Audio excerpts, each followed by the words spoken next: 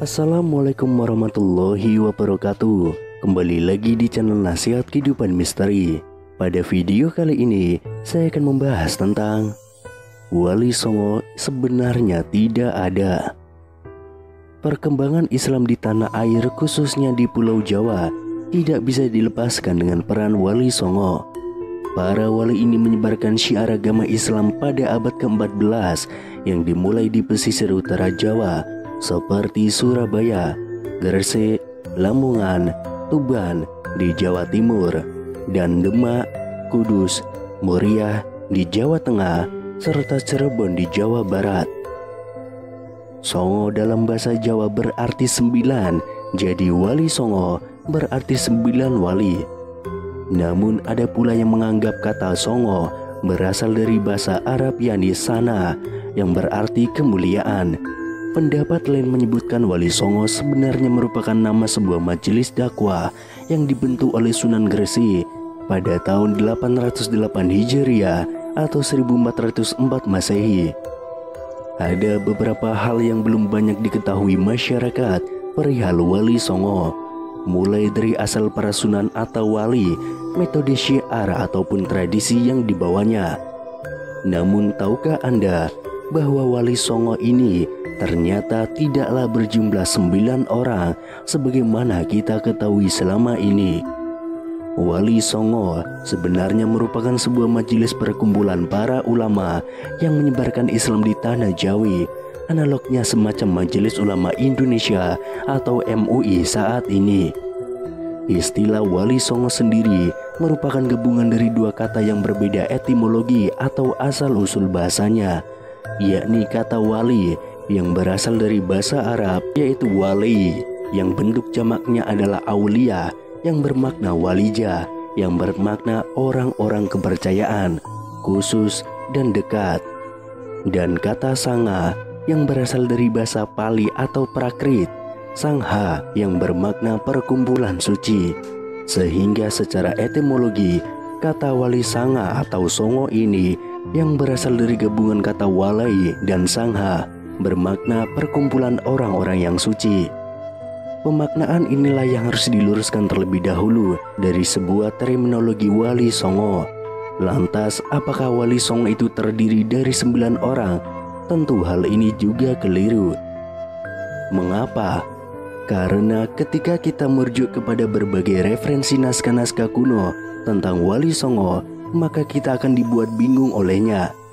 Misalnya dalam naskah Serat Suluk Wali Sana yang berbentuk tembang Asmarandana yang ditulis oleh Sunan Giri II disebutkan bahwa Wali Sana atau sebutan untuk Wali Songo itu berjumlah 8 orang, yakni diantaranya Sunan Ampel, Sunan Gunung Jati, Sunan Ngudung, Sunan Giri di Giri Gajah, Sunan Makdum di Bonang, Sunan Alim di Maja Agung, Sunan Mahmud di Derajat, dan Sunan Kali.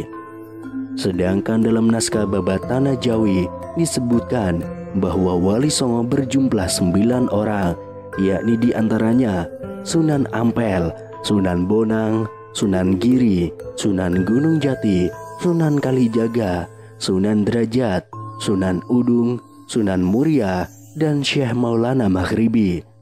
Sementara dalam naskah Babat Cirebon disebutkan bahwa Wali Songo juga berjumlah 9 orang, namun berbeda dengan 9 orang Wali Songo yang disebutkan dalam Babat Tanah Jawi, yakni diantaranya Sunan Bonang, Sunan Giri Gajah, Sunan Kudus, Sunan Kalijaga, Syekh Maja Agung, Syekh Maulana Maghribi, Syekh Bentong, Syekh Lemah Abang, dan Sunan Gunung Jati Purba.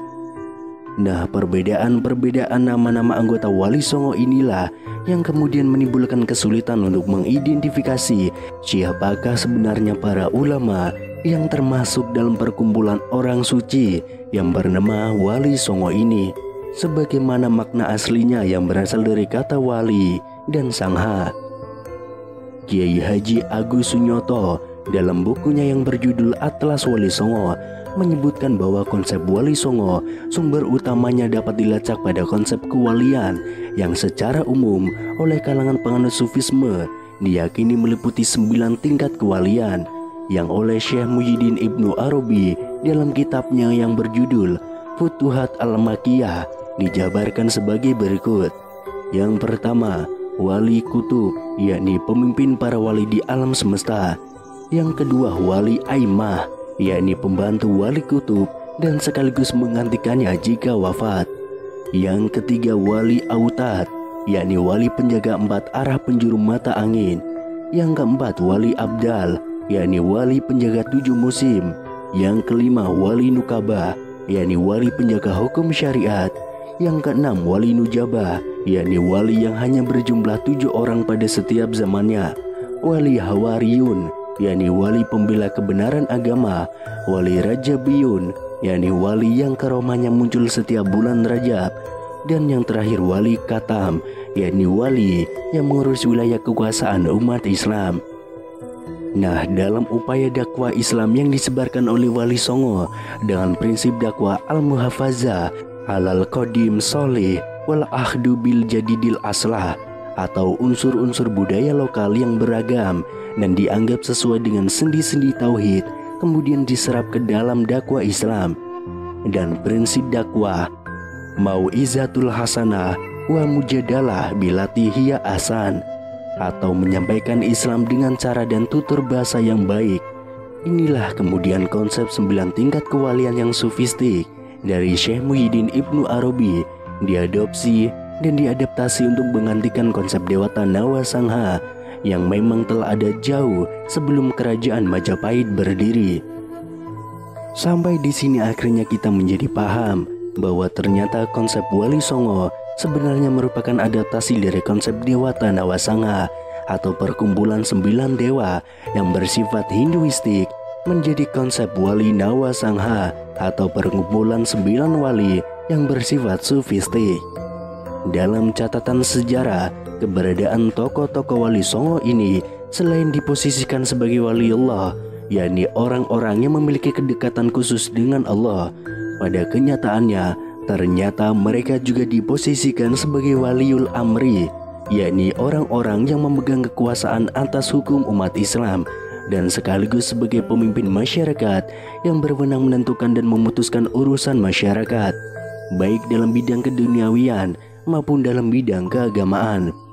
Dari sinilah kemudian tokoh-tokoh Wali Songo ini dijuluki dengan gelar susuhunan yang diambil dari kata suhun, kasuhun, sinuhun, yang dalam bahasa Kawi atau Jawa kuno berarti menjunjung atau menghormati, yang lazimnya dipakai dengan gelar untuk menyebut seorang guru suci yang mempunyai kewenangan untuk melakukan upacara penyucian yang disebut diksa dalam agama Hindu, sepadan dengan kata baiat dalam agama Islam. Namun dengan perjalanan waktu, gelar susuhunan ini kemudian mengalami transliterasi menjadi kata sunan.